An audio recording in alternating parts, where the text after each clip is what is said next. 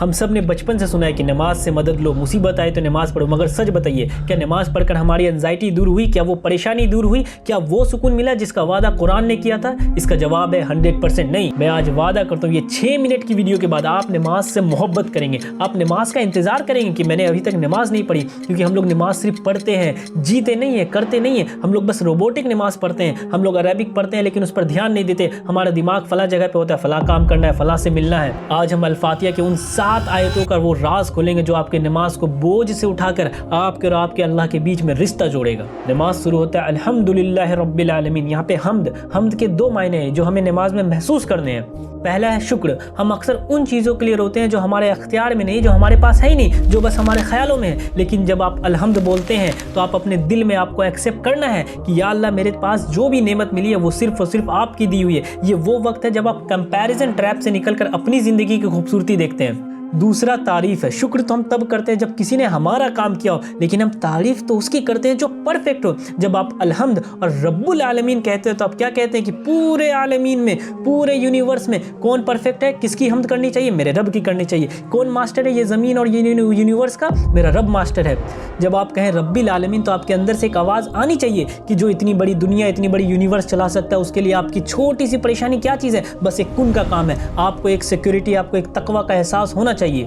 الرحمن الرحیم، جب یہ آئے تو آپ کو محسوس کرنا ہے کہ آپ اللہ کو کہہ رہے ہیں کہ تو رحمان ہے، تو رحیم ہے، میں نے خود پر ظلم کیا، میں نے خود کو تباہ کر دیا، لیکن اب تو مجھے معاف کر دے اپنی رحمت سے۔ سوچئے ذرا کہ اللہ کتنا بڑا رحمان ہے۔ کیوں؟ کیونکہ وہ سب کو دیتا ہے، چاہے اسے کوئی مانے یا نہ مانے۔ گنہگار کو بھی سانس مل رہی ہے، کافر کو بھی پیٹ بھر کے کھانا مل رہا ہے، اور برائی کرنے والے پر بھی بارش، دھوپ اور رزق کی برسات ہو رہی ہے۔ مالک یوم الدین، یہ ہے وہ آیت جو آپ کی انسانی طاقت یعنی ہیومن پاور کے ڈر سے آزاد کرتا ہے۔ کوئی آپ کو نقصان نہیں پہنچا سکتا۔ کیوں؟ کیونکہ وہ ایک دن آئے گا جب کسی کی سفارش کام نہیں آئے گی، وہاں پر صرف انصاف ہوگا۔ مالک یوم الدین یعنی ججمنٹ ڈے کا مالک اللہ ہے۔ ایاک نعبد و ایاک نستعین، یہ آیت میرے نزدیک اتنی امپورٹنٹ ہے۔ کیوں؟ کیونکہ اس کے بہت سارے میننگ ہیں، جتنا سمجھائے اتنا کم۔ اگلے دن پھر میں اور آپ اپنی زندگی میں اس آیت سے ریلیٹ کریں گے۔ آج کی دنیا ہمیں سکھاتی ہے I am my own boss, I can do anything، لیکن یہ انسان کی سب سے بڑی جھوٹ ہے۔ کیوں؟ کیونکہ ہم تو یا تو کریئر کے غلام ہیں، یا کسی اونچے پوسٹ والے انسان کے غلام ہیں، یا اپنے خواہش، اپنے نفس کے غلام ہیں۔ الفاتحہ کی یہ آیت ہمارے فالس ایگو کو توڑتی ہے۔ ایاک نعبد، عبادت کا مطلب صرف نماز نہیں ہے بلکہ ٹوٹل اوبیڈینس ہے، ٹوٹل سرنڈر، یعنی اپنے آپ کو پورا کا پورا اللہ کو سرنڈر کرنا، پورا کا پورا اللہ پہ ڈیپینڈ ہونا۔ جب آپ کہتے ہیں کہ ہم صرف تیری عبادت کرتے ہیں تو آپ دنیا کے ہر جھوٹے خدا کا انکار کر رہے ہیں۔ ہر ڈر، چاہے وہ کسی سوسائٹی کا ہو، کسی انسان کا ہو، کسی دوست، کسی ماں باپ کا، کوئی فرق نہیں پڑتا۔ اگر وہ اللہ کے دین کے خلاف ہے، اللہ کے حق کے خلاف ہے، تو آپ کے بھی خلاف اگر آپ ایمان رکھتے ہیں۔ Allah has given me rights in the Quran. ہم سے زیادہ دنیا دیکھی ہے، ہم سے زیادہ دین جانتی ہے۔ کیوں؟ کیونکہ جو خدا آپ کی حفاظت کر رہا ہے، جو آپ کے بن مانگے آپ کی نیڈ پورا کر رہا ہے، اسی کی نا آپ اطاعت کریں گے، اس سے مانگیں گے، اس سے محبت کریں گے، اس سے عبادت کریں گے، اس سے ڈریں گے۔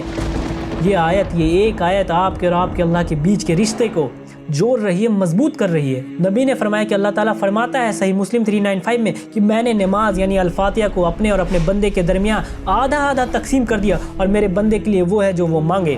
یعنی جب آپ سرنڈر کرتے ہیں تبھی تو اللہ کی مدد شروع ہوتی ہے، اور جب تک آپ اپنے میں کے ایگو میں تو اللہ کا دروازہ بند ہے، یعنی کہ آپ زیرو نہیں ہو جاتے، جب تک آپ ڈیپینڈنسی نہیں دکھا دیتے تو اللہ کی مدد شروع نہیں ہوگی۔ یعنی اللہ ایک ہے اور آپ زیرو ہیں، بنا اس کے آپ کی کوئی اوقات نہیں ہے، لیکن جو اگر آپ کے وہ ساتھ ہے تو آپ کی ویلیو کی کوئی سیما نہیں۔ آج کے وقت سب سے زیادہ اس آیت کی نافرمانی کہاں ہوتی ہے؟ شادی میں ہوتی ہے، رسم و رواج میں ہوتی ہے، 2 ٹینیجر کے بیچ میں ہوتے ہیں، میل اور فیمیل کے بیچ میں ہوتی ہے۔ اس لیے اللہ تعالیٰ سورہ بقرہ میں کہتے ہیں وَاسْتَعِینُوا بِالصَّبْرِ وَالصَّلَاةِ، نماز سے مدد لو، صبر سے مدد لو۔ ایاک نستعین، وہ پکار ہے جو صبر کو طاقت بناتی ہے۔ اس کا مطلب ہے ہم صرف تجھ سے مدد مانگتے ہیں، یعنی پہلے ہم نے تعریف کی، پھر خود کو سرنڈر کیا، پھر اوبیڈینس دکھائی، پھر جا کے ڈیپینڈنسی۔ سوچئے ذرا، جب پوری دنیا آپ کے خلاف ہو، آپ کو نقصان پہنچانا چاہتی ہے، تب یہ آیت آپ کو بتاتی ہے، آپ کو طاقت دیتی ہے کہ آپ کا سورس آف پاور کوئی انسان نہیں ہے بلکہ وہ رب العالمین ہے جو پورے کائنات کا مالک ہے۔ جیسے ایک بچہ بھیڑ میں اپنے ماں باپ کا ہاتھ زور سے پکڑ لیتا ہے تاکہ وہ بھیڑ میں کھو نہیں جائے، ویسے اللہ تعالیٰ کہتے ہیں سورہ عمران میں کہ قرآن کے رسی کو، دین کو مضبوطی سے تھام لو۔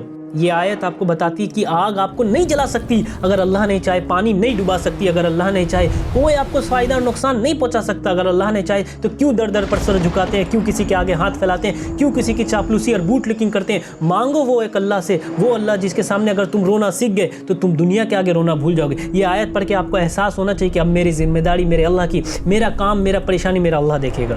اہدنا الصراط المستقیم، اب آپ راستہ مانگ رہے ہیں ان لوگوں کا راستہ جن پر اللہ تعالیٰ نے انعام رکھا، یعنی کہ انبیاء کا راستہ، صحابہ کا راستہ، اور آپ کہہ رہے ہیں کہ ان راستوں سے بچائیے جن پر میں بھٹک جاؤں گا۔ اس وقت آپ کے دل میں طرف ہونی چاہیے، جیسے ایک مسافر راستہ ڈھونڈتا ہے جنگل میں، ویسے ہی اللہ تعالیٰ سے آپ صحیح راستہ مانگیے، انعام والا راستہ مانگیے، اور وہ راستہ قرآن ہے۔ انشاءاللہ دھیرے دھیرے ہم لوگ ڈیپلی قرآن کو سمجھیں گے، اپنی زندگی کو قرآن کے مطابق جینا سیکھیں گے، یہی سکسیس کا راستہ ہے۔ اگلی بار جب آپ مصلی پر کھڑے ہو تو آپ کو ورڈز نہیں بولنا ہے، بلکہ آپ کو ورڈز کو جینا ہے، سمجھنا ہے، سمجھتے وقت پڑھنا ہے، محسوس کرنا ہے نماز کو، اور آپ کو ایک ساتھ ملنا ہوگا۔ جب آپ سبحان ربی الاعلی کہتے ہیں تو یہ صرف تعریف نہیں ہے، جب آپ سب سے بلند کہتے ہیں تو آپ کے دل میں یہ احساس ہونا چاہیے کہ دنیا کی ہر طاقت، ہر ٹینشن، ہر دشمن اس کے سامنے چھوٹا ہے، کیونکہ ہمارا رب رب العالمین ہے، اس کا ایک کن، اور آپ کی لائف یوں چینج ہوگی۔